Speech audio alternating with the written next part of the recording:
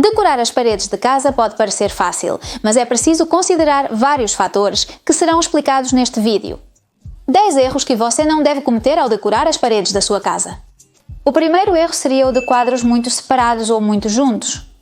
Este erro é o mais comum na decoração de ambientes e costuma ocorrer quando se quer criar um conjunto ou uma colagem de quadros e acabam pendurados com muita distância entre eles, ou talvez muito juntos.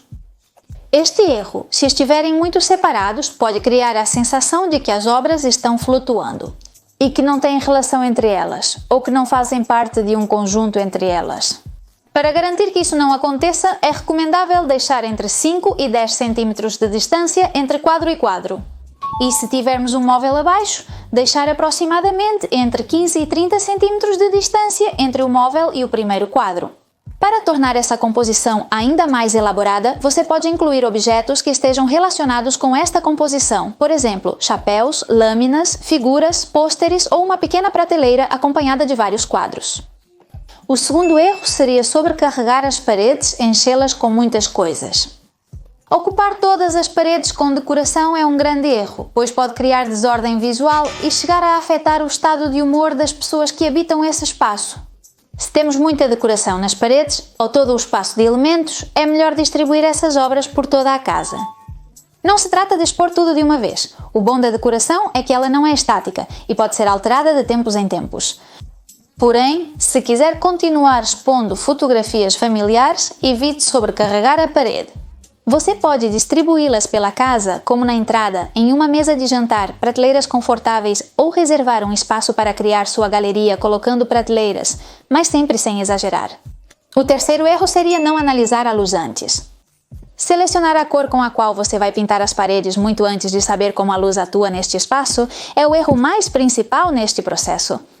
Antes de tudo, é preciso analisar o espaço e ver como a iluminação incide em todos os cantos e as tonalidades que são criadas. Assim, saberemos quais tons favorecem o ambiente. Outro ponto a considerar é o tamanho do quarto.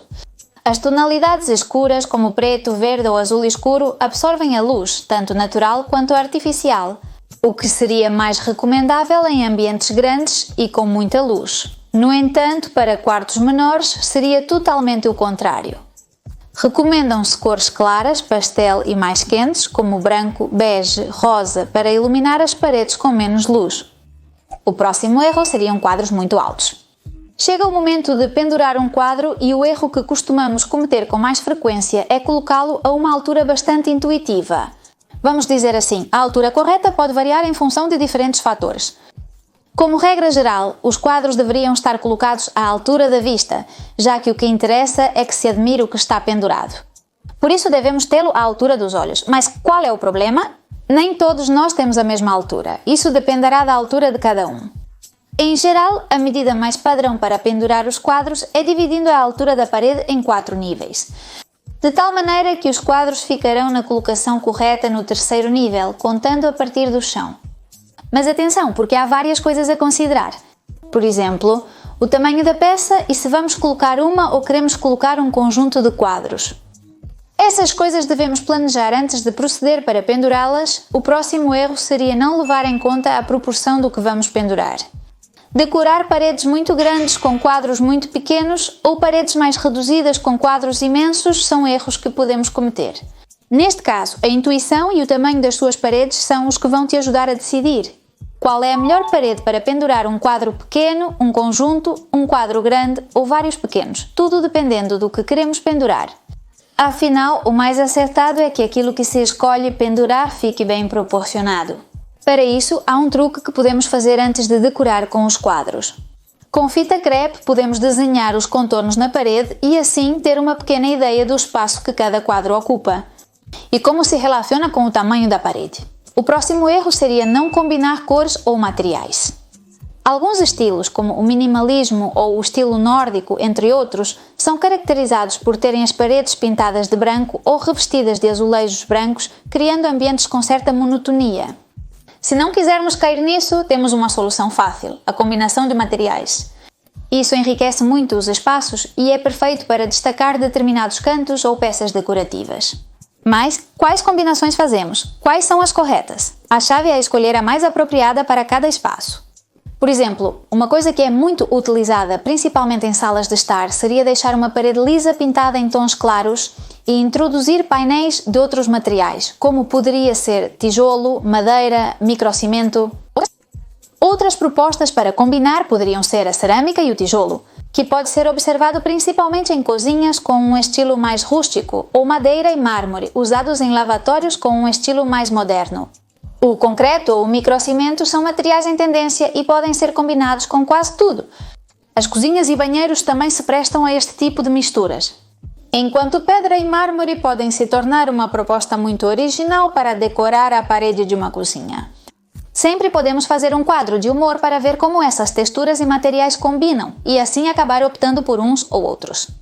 O próximo erro, que também costuma acontecer muito, é escolher a cor das paredes, primeiro de tudo. Às vezes, nossa mente vai mais rápido que o nosso corpo e queremos avançar mais rápido do que podemos. E isso faz com que, ao querer terminar um cômodo o mais rápido possível, façamos coisas de maneira desordenada. Por exemplo, pintar as paredes ou escolher a cor da parede antes de escolhermos os móveis que vamos colocar lá. Digo isso por experiência. O que acontece é que isso vai nos limitar muito e nos obrigar a comprar móveis que talvez não acabem de se ajustar à cor que escolhemos para as paredes, para evitar justamente que isso aconteça. O melhor é escolher primeiro os móveis e a decoração que serão utilizados em cada ambiente e depois pensar na cor ou nos materiais das paredes. Com isso, conseguiremos criar uma harmonia e dar passo para decidir os estilos decorativos que gostamos e que representarão nossa casa. O próximo erro seria não alinhar quadros com móveis. Uma vez que decidimos decorar a parede com quadros, fotos ou pintura, devemos procurar alinhar esses elementos com os móveis ou objetos que estão na sala. Ou seja, temos que procurar que ambos os objetos fiquem encaixados e conectados visualmente, formando assim um conjunto. Por exemplo, se queremos fazer uma pintura setorizada, ou seja, pintar uma zona determinada da parede, como por exemplo uma cabeceira de cama, teremos que alinhar esta pintura com a cama. Assim como se quisermos colocar um quadro acima de um sofá, o tamanho do quadro não pode ficar nem muito pequeno nem isolado em relação ao móvel. O próximo erro seria relacionado com as cores, e é não levar em conta a regra de 3. A regra de 3 é uma regra que nos fornece um guia na hora de escolher as cores para a nossa parede. É chamada assim porque tenta combinar 3 cores diferentes que complementarão nossas paredes. Se, ao contrário, decidirmos usar mais de 3 cores principais, poderíamos cair em um mix de cores que traria uma desordem visual. A cor número 1 seria a cor dominante e deveria ocupar 60% do total.